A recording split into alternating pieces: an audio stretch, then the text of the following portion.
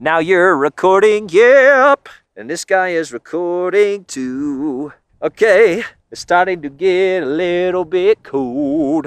I'm gonna put on a beanie cause I'm kinda old.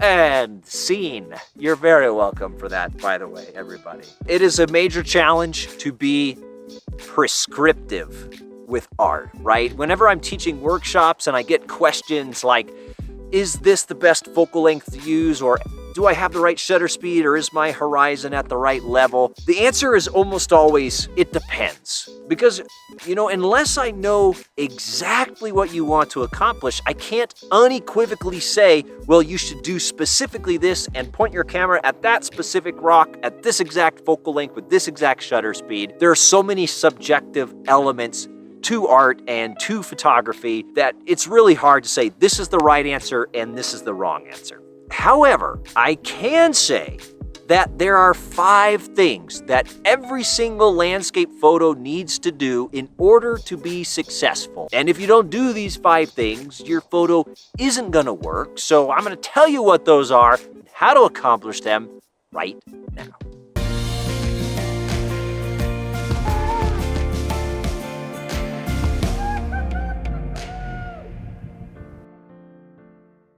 Greetings, my excellent friends. It's Josh Cripps here. Now, with all of the different types of photos out there, you may be wondering what 5 things the best ones could possibly have in common, but the truth is, it's not about the specific settings they use or the kind of post-processing or even the time of day that they were shot. Instead, it's about how the photographers approach the scene and how the photos they create accomplish very specific goals. So let's get into it.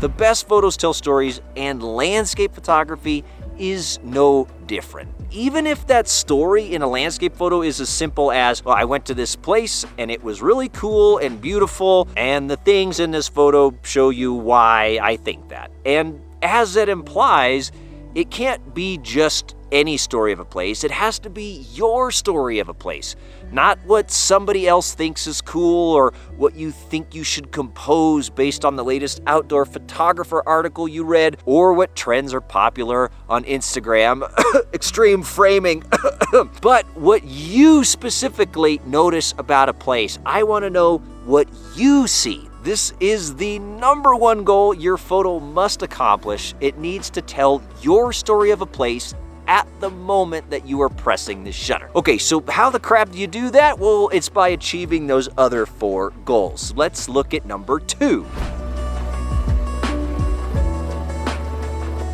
A good subject for a landscape photo, honestly, it's anything that catches your eye. So that could be anything that you find interesting or beautiful or engaging about the scene that you're in. And a really easy test for this is anytime you catch yourself thinking, hey, that's pretty cool, well, then you have the potential for a good subject for your photograph. Now, the big exception to this is light and clouds. And while they're beautiful, they often aren't distinctive enough to stand alone as the entirety of the story of your photo. Now, it's also critical that your subject is something that you care about, and that's just to say that the more your subject makes you feel an emotion, any emotion really, whether it's awe or serenity or apprehension or joy, whatever it is, you just need to feel an emotion. The more that you feel that, the more that you care about your subject, the more that you're going to want to photograph it, you're going to really engage with it and explore it and shoot it from all kinds of different angles until you really find out what makes that subject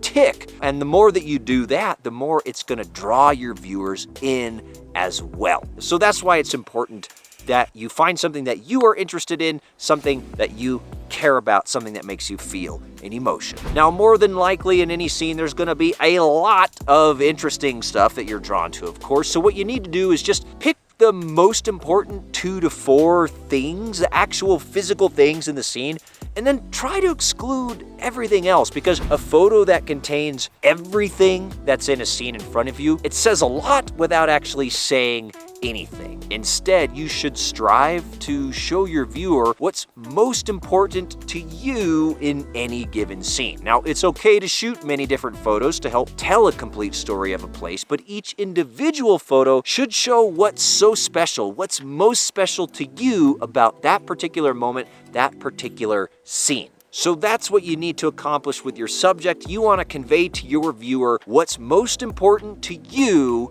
in that particular moment, in that particular scene. In order to be effective, the composition of your photo needs to show off the most interesting attributes of that subject of your photo. So if you're looking at a mountain and you're thinking, holy crap, that thing is huge, but then you shoot an image like this with a super wide angle lens where the mountain is this tiny little pyramid in the background, is that really telling the story? Is it really showing off the most compelling attributes of that subject? Or would a shot like this be more effective to demonstrate to your viewer what it is that you want to show off about this mountain, specifically how huge it is? Now, here's another example. If you've already seen my video about story and composition and the way that they play together, basically these are two shots from Kings Canyon, and what I wanted to show off in this scene was the expansiveness of the sky. And I could have shot a vertical like this, which is very engaging and it pulls the viewer in, but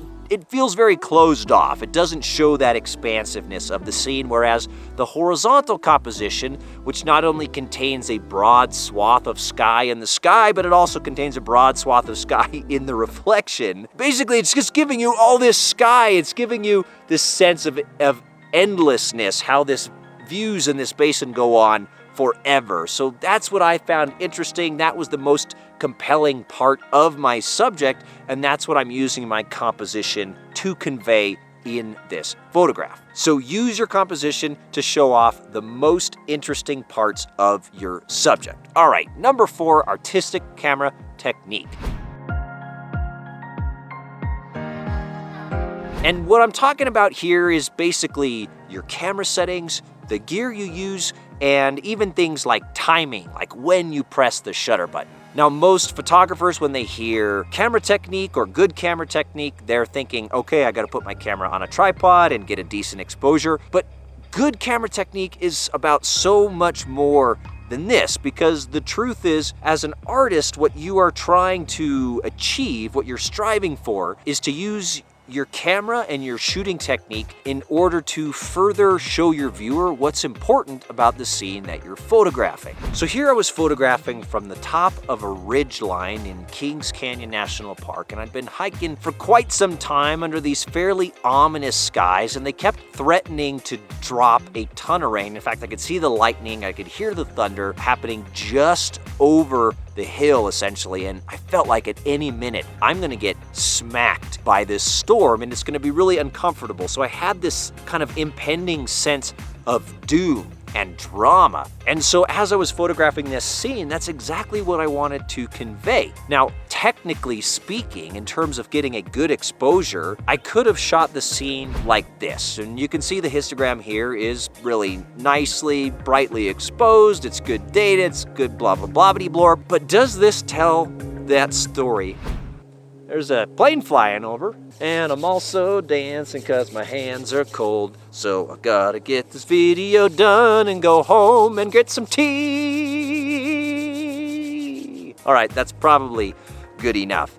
So this light exposure, which is technically a good exposure, it's really not telling that story of those emotions that I was feeling and the emotions that I want to convey in the image. Whereas this photo, where I expose it more darkly or less brightly, it tells that story so much better. So here I am using my camera settings to very intentionally tell or further emphasize that story that I wanted to tell about my subject. So again, I've identified that my subject, which is this storm coming in. What was cool about it, or maybe what I should say I found most compelling, is how it really gave me this sense of kind of impending doom and drama. That's what I wanted to convey to my viewer, and I'm using my camera technique to do that by specifically exposing the exposure more darkly.